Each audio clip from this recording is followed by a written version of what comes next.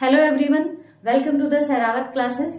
जैसा कि आप सभी जानते हैं, पिछली वीडियो में हमने एक टॉपिक स्टार्ट किया था बायोलॉजी का, दैट इज ब्लड। और ब्लड के बारे में हम पिछली दो वीडियोस में दो पार्ट जान चुके हैं, ब्लड के, प्लाज्मा और आरबीसी। अगर आपने नहीं देखी है वीडियो तो जाकर जरूर देखें। अब नेक्स्ट पार्ट हमारे ब्लड के बचते हैं डब्ल्यूबीसी और platelets. So first start from the WBC. WBC से स्टार्ट करते हैं। डब्ल्यूबीसी क्या है बच्चों? ब्लड के तीन फॉर्म्ड एलिमेंट्स होते हैं। प्लाज्मा के अंदर तीन तरह की सेल्स सस्पेंडेड है, पड़ी हुई हैं, आरबीसी, डब्ल्यूबीसी और प्लेटलेट्स। आरबीसी के बाद डब्ल्यूबीसी की बात करें तो डब्ल्यूबीसी होती है white blood corpuscles and they are also known as leucocytes. इनको और क्या कहते हैं? ल्यूकोसाइट्स भी कहते हैं। इनकी अगर हम बात करें शेप के बारे में तो इनकी शेप कैसी होती है बच्चों? राउंड और इररेगुलर। डब्ल्यूबीसी राउंड या इररेगुलर होती है शेप में। इनके नंबर की बात करें तो इनका नंबर आरबीसी की कंपैरिजन में बहुत कम होता है। डब्ल्यूबीसी का नंबर आरबीसी की कंपैरिजन में कम कैसे है? इनका नंबर होता है 6000 से 8000 पर cubic millimetre of blood. WBC का नंबर पर क्यूबिक मिलीमीटर में 6000 से 8000 है। And if you recall that RBC का नंबर क्या होता था? 4.5 to 5 मिलियन पर cubic millimetre of blood. Means we can say that 600 to 1 this is the ratio of RBC and WBC. RBC और डब्ल्यूबीसी का रेशियो 600:1 होगा। अगर हम इनके साइज की बात करें तो डब्ल्यूबीसी का साइज होता है बच्चों 8 to 20 माइक्रोन। 8 से 20 माइक्रोन किसका साइज वेरी करता है? डब्ल्यूबीसी का साइज वेरी करेगा। इसके बाद डब्ल्यूबीसी या ल्यूकोसाइट्स को बच्चों सबसे कॉमन सी बात जो हम बहुत बार पढ़ते हैं, they are also known as fighter और soldiers of our body. Fighters और सोल्जर्स ऑफ आवर बॉडी। इनको हमारी बॉडी का सोल्जर्स या फाइटर्स कहा जाता है because they have capacity to fight against disease. इनमें कैपेसिटी होती है बाहर से कोई भी बीमारी करने वाला या डिसीज करने वाला एजेंट हमारी बॉडी में एंटर करता है तो ये उसके अगेंस्ट एंटीबॉडीज बनाती हैं या उसको डिस्ट्रॉय करती हैं, किल करती हैं, उसको डाइजेस्ट करके या उसका फेजोसाइटोसिस मार देती है, सेल्स को एक तरह से खा लेती हैं, ये समझो। तो इसीलिए they are also known as fighters और सोल्जर्स ऑफ आवर बॉडी। अब इनका भी फॉर्मेशन होगा बच्चों, जैसे आरबीसी का फॉर्मेशन होता था बोन मैरो में, उन्हीं की तरह इनका फॉर्मेशन भी बोन मैरो में होता है। बट यहाँ एक चीज चेंज हो गई कि यहाँ बोन मैरो के अलावा कुछ और ऑर्गन्स भी होते हैं जहां डब्ल्यूबीसी सिंथेसाइज होती हैं या उनका फॉर्मेशन होता है, जैसे कि स्प्लीन। स्प्लीन क्या है बच्चों? आपने बहुत बार इस ऑर्गन का नाम सुना होगा और पिछली वीडियो में भी हमने डिस्कस किया है कि ये एक बीन शेप्ड, कैसा? एक बीन शेप्ड बड़ा सा ऑर्गन है। लिम्फोइड ऑर्गन बोलते हैं इसको। लिम्फोइड ऑर्गन्स के बारे में आप डिटेल में पढ़ेंगे जब डिसीज के बारे में जानेंगे, पर यहाँ इतना जान लीजिए कि जहाँ लिम्फोसाइट्स बनती हैं, जहाँ ये हमारा डिसीज के अगेंस्ट फाइट करने की प्रोसेस चलती है, वो लिम्फोइड ऑर्गन्स है, उसके लिए सेल्स तैयार होती है जहाँ। तो स्प्लीन एक लिम्फोइड ऑर्गन है, यहाँ लिम्फोसाइट्स बनती हैं, फॉर्मेशन होता है स्प्लीन में भी। और उसके अलावा लिम्फ नोड्स। लिम्फ नोड्स बच्चों, लिम्फ नोड जानने के लिए अगर आपको पता है ब्लड के अलावा हमारी बॉडी में एक फ्लूइड और सर्कुलेट कर रहा है जिसको हम बोलते हैं क्या? लिम्फ। एक व्हाइट कलर का लिक्विड और हमारी बॉडी में फ्लो करता है जिसको लिम्फ कहते हैं और वो ब्लड से ही बना है। ब्लड की जो कैपिलरीज हैं, ब्लड किस में फ्लो कर रहा है? कैपिलरीज में फ्लो कर रहा है ब्लड। तो कैपिलरीज में क्या क्या जा रहा है? आरबीसी भी फ्लो कर रही है, डब्ल्यूबीसी भी फ्लो कर रही है, प्लेटलेट्स भी फ्लो कर रही है, ये प्लाज्मा फ्लो कर रहा है। इन सारे सब्सटेंसेस में से बीच बीच में यहाँ इंटरसेलुलर स्पेस है, सेल्स के बीच का स्पेस। तो इसमें से कौन? डब्ल्यूबीसी, कुछ प्लाज्मा का पार्ट, कुछ प्लेटलेट्स। मीन्स आरबीसी को छोड़कर, बस आरबीसी को छोड़कर बाकी सारे पार्ट्स क्या करते हैं? इस स्पेस में जा सकते हैं और वो लिम्फ बनाते हैं। क्या बनाते हैं? लिम्फ बनाते हैं। और ये लिम्फ के लिए अलग कैपिलरीज होती है, उनको लिम्फ कैपिलरीज कहते हैं। और उन्हीं के बीच बीच में पार्ट होते हैं लिम्फ नोड्स, वहां भी ये सेल्स क्या होती हैं? बनती हैं। अब इन सेल्स के बनने को क्या कहते हैं बच्चों? Leucopoiesis, leucopoiesis. जैसे एरिथ्रोपोएसिस बोलते थे किसके बनने को, रेड ब्लड सेल्स के बनने को, ऐसे ल्यूकोपोएसिस बोलते हैं किसके बनने को, WBC के बनने को क्या कहते हैं, ल्यूकोपोएसिस। अब एक चीज और आप साथ साथ नोट करते चलेंगे, TLC। TLC क्या होता है बच्चों, T for total, L for leukocyte और C for count, total leukocyte count. Total leukocyte count नाम से समझ में आ गया, यानी ल्यूकोसाइट का टोटल नंबर कितना है। आप आगे जानोगे कि ल्यूकोसाइट्स भी फर्दर 5 तरह की होती हैं, तो टोटल का मतलब है वो 5 तरह की हमारी बॉडी में उनका काउंट टोटल कितना है, उसको TLC बोलते हैं। जब कभी आपको कोई इन्फेक्शन होता है तो डॉक्टर आपको टेस्ट कराने के लिए बोलते हैं कि TLC करा के लाओ। TLC, यही वो TLC है, टोटल ल्यूकोसाइट काउंट, क्योंकि उससे डॉक्टर्स पता लगाते हैं कि आपकी बॉडी में जिस तरह की ल्यूकोसाइट्स बढ़ रही हैं, कितनी बढ़ रही हैं, इन्फेक्शन कौन सा है या कौन सी डिसीज आपको हो सकती है।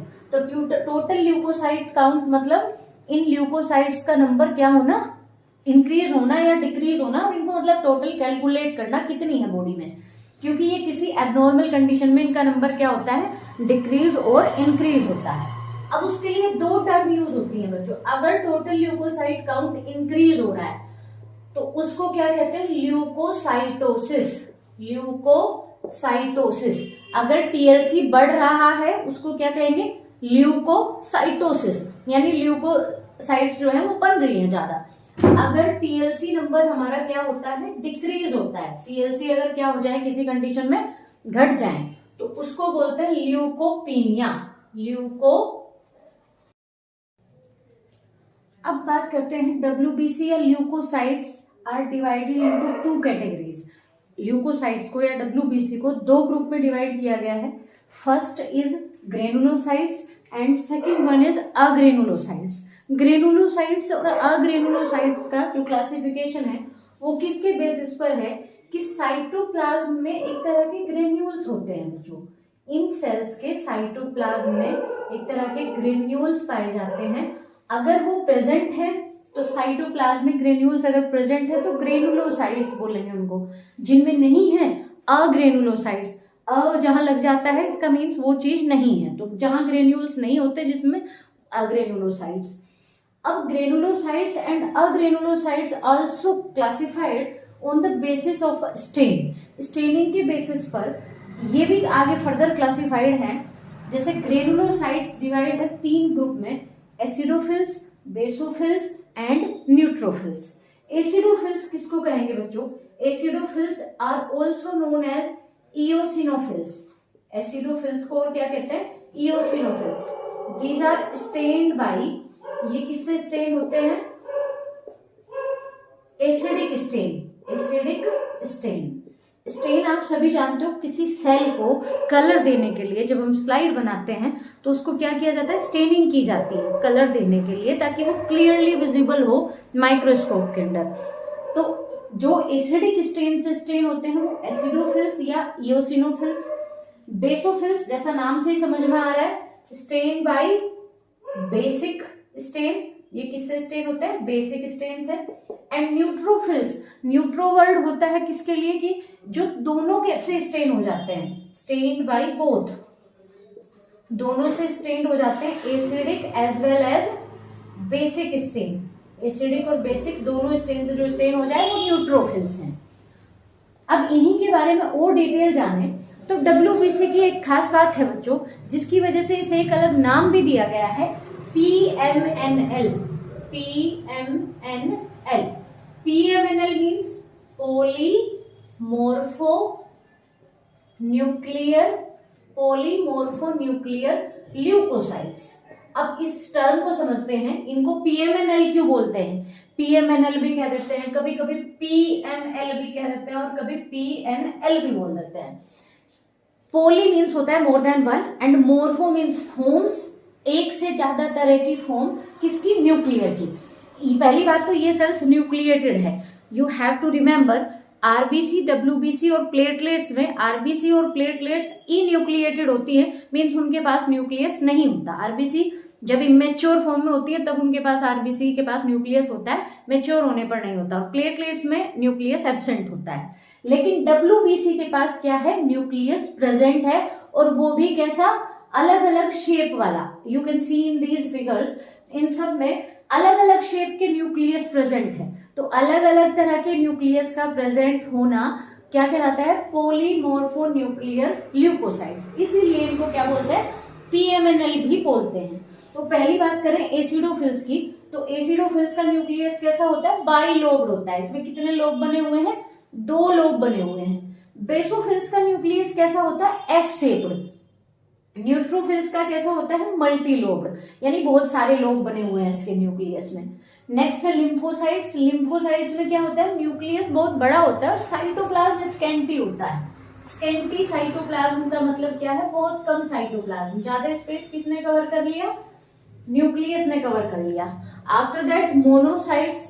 मोनोसाइट्स में क्या है, किडनी शेप्ड है। जो न्यूक्लियस है वो कैसा है, किडनी शेप्ड है। तो पांचों में अलग अलग तरह का न्यूक्लियस है, bilobed, S shaped, multi lobed and बड़ा न्यूक्लियस जिसने साइटोप्लाज्म के लिए भी कम स्पेस छोड़ा, और किडनी शेप्ड न्यूक्लियस। अब इसके बाद इनके फंक्शन की बात करें बच्चों अगर, तो एसिडोफिल्स का क्या काम होता है, क्या रोल होता है, ऐसे याद रखना, A for acidophils and A for allergy. इनका रोल होता है किसमें, एलर्जी में। यानी जब भी आपको किसी चीज से एलर्जी है और आपको वो चीज बॉडी में जब आती है, तो उसके अगेंस्ट एलर्जी के टाइम पर कौन सी हमारी WBC काम करती है एलर्जी में, एसिडोफिल्स काम करती हैं। इसके बाद बेसोफिल्स। बेसोफिल्स का क्या रोल है बच्चों, these are secretory in nature. ये नेचर में कैसी होती हैं, सीक्रेटरी होती हैं। सीक्रेटरी मीन्स कुछ सब्सटेंस सीक्रेट करती हैं। 3 चीजें सीक्रेट करेंगी, पहला हिपैरिन, दूसरा सेरोटोनिन, हिस्टामिन। बेसोफिल 3 तरह के सब्सटेंस सीक्रेट कर रही है। पहला हिपैरिन है। हिपैरिन के बारे में हमने पहले भी पढ़ा है, एंटीकोगुलेंट होता है। हमारी बॉडी में फ्लो करते टाइम ब्लड का फ्लो क्या ना हो, रुक ना जाए, कोगुलेशन ना हो जाए, क्लोटिंग ना हो जाए, उसकी थक्का ना बन जाए, उसको रोकने के लिए एंटीकोगुलेंट कौन सा होता है, हिपैरिन। तो वो बेसोफिल सीक्रेट करता है। सीरोटोनिन और हिस्टामिन का अपोजिट फंक्शन है। हिस्टामिन का काम होता है क्या, इन्फ्लेमेशन। इन्फ्लेमेशन एक नई टर्म है, इसको जानेंगे बच्चों। इन्फ्लेमेशन का मतलब ऐसे इम्यूनिटी में पढ़ोगे आप डिटेल में। जब भी आप कहीं ये देखते हो कि हमें स्वेलिंग हो गई है, या रेडनेस आ गई है, या फीवर होना, टेम्परेचर बढ़ना बॉडी का, these are all symptoms of inflammation. वो सब क्या है, इन्फ्लेमेशन। इन्फ्लेमेशन मतलब बॉडी जो है जब फाइट करती है किसी पैथोजन के लिए, बीमारी करने वाले एजेंट के लिए, तो बॉडी कुछ सिम्टम्स शो करती है फाइट, वो इस एरिया में हमें कुछ सिम्टम्स दिखाई देंगे, उसको इन्फ्लामेशन बोलते हैं। इन्फ्लामेटरी सब्सटेंस क्या है, हिस्टामिन है। और एंटी इन्फ्लामेटरी सब्सटेंस क्या है, सीरोटोनिन। एंटी इन्फ्लामेशन करवाता है। इसमें एक चीज और आप याद रखोगे, वुंड हीलिंग। आपको कहीं चोट लग जाती है, घाव हो जाता है, तो घाव भरने में भी ये वाली हमारी एंटीबॉडी, हमारी ग्रेनुलोसाइट्स या WBC काम करेंगी, एसिडोफिल्स। अब बात करते हैं लिम्फोसाइट्स की। लिम्फोसाइट्स मोस्ट इंपोर्टेंट हैं और बहुत जगह इनकी बात आएगी। 2 तरह की होती है। पहली बात तो सबसे छोटी WBC है। इन 5 WBC में सबसे छोटी कौन सी है, लिम्फोसाइट्स है, और सबसे बड़ी कौन सी है, मोनोसाइट्स है। यानी हम कह सकते हैं अग्रेनुलोसाइट में ही सबसे छोटी है और अग्रेनुलोसाइट्स में ही सबसे बड़ी है। सबसे छोटी लिम्फोसाइट, सबसे बड़ी मोनोसाइट्स साइज में। ये 2 तरह की हैं बच्चों, बी लिम्फोसाइट और टी लिम्फोसाइट। दोनों का काम क्या है, दोनों का काम है एंटीबॉडी बनाना। बॉडी में क्या बनवाना, एंटीबॉडी फॉर्मेशन। एंटीबॉडी क्या होती है, हमारी बॉडी में जैसे ही कोई पैथोजन या कोई बाहरी चीज एंटर करती है जो हमें हार्म कर सकती है, तो बॉडी जो है उसके लिए एक तरह की प्रोटीन बनाती है और उन प्रोटीन को बोलते हैं एंटीबॉडीज। तो एंटीबॉडी फॉर्मेशन का काम ये दोनों मिलकर करती है। बी लिम्फोसाइट्स बनाती है, टी उनकी हेल्प करती है। नेक्स्ट है क्या हमारा, मोनोसाइट्स। मोनोसाइट्स क्या है बच्चों, इनका काम कुछ अच्छा, एक हमने छोड़ दिया, सॉरी, न्यूट्रोफिल्स हमारा रह गया। न्यूट्रोफिल्स का काम होता है फेजोसाइटोसिस। फेजोसाइटोसिस, ये फेजोसाइटोसिस क्या है, इसका मतलब होता है कि हम जैसे ही कोई बाहर से एक्स्ट्रा पैथोजन या कोई बाहरी चीज जाती है तो एक तरीका तो है उसके खिलाफ ये प्रोटीन बना हुआ एंटीबॉडी, एक तरीका बॉडी क्या करती है कि भाई जैसे ही कोई बाहर से आया उसको क्या करेगी, डाइजेस्ट कर जाएगी। सपोज ये कोई पैथोजन है, ये कोई बाहरी चीज है और ये बॉडी में एंटर की, तो उसको क्या करेगी, एनगल्फ करेगी। एनगल्फ मतलब निगल जाएगी, खा जाएगी और किल कर देगी, डाइजेस्ट कर देगी, उसको डिस्ट्रॉय कर देगी। तो फेगोसाइटोसिस कौन करता है, न्यूट्रोफिल्स करता है। और सेम प्रोसेस कौन करता है, मोनोसाइट्स। मोनोसाइट्स का भी फंक्शन क्या है, फेगोसाइटोसिस। और एक वर्ड और आप मोनोसाइट्स से जुड़ा हुआ जान लोगे, मैक्रोफेजेस। यही मोनोसाइट्स जब बहुत सारी मिलकर एक जगह बड़ी एक स्ट्रक्चर बना लेती है उसको कहते हैं मैक्रोफेजेस। मैक्रोफेजेस बड़े बड़े ऐसे सेल्स बना लेती है जो फेगोसाइटोसिस का काम करती है, मींस एनगल्फ करने का काम, बीमारी करने वाले एजेंट को, पैथोजन को, बाहर से आने वाले ऑर्गेनिज्म को खत्म करने का या फिर किल करने का काम जो करती है। तो मोनोसाइट से ही क्या बनती है, मैक्रोफेजेस बनती हैं। ये हमारी पांचों WBC हुई, acidophils, basophils, neutrophils, lymphocytes and monocytes. Acidophils allergy में और वुंड हीलिंग में काम करेंगी। बेसोफिल्स हिस्टामिन, हेपेरिन और सेरोटोनिन सीक्रेट करेंगी। न्यूट्रोफिल्स फेगोसाइटोसिस करती हैं यानी किल कर देती है जैसे ही बाहर से कोई आया। और लिम्फोसाइट्स एंटीबॉडी बनवाती हैं। मोनोसाइट्स भी फेगोसाइटोसिस का काम करती हैं, सेल्स को बाहर से आने वाले को क्या करती है, किल करती हैं, मारती हैं। अब इनके अगर नंबर की बात करें तो आप एक टर्म याद रख, एक ट्रिक याद रखेंगे, क्या, नल मैप।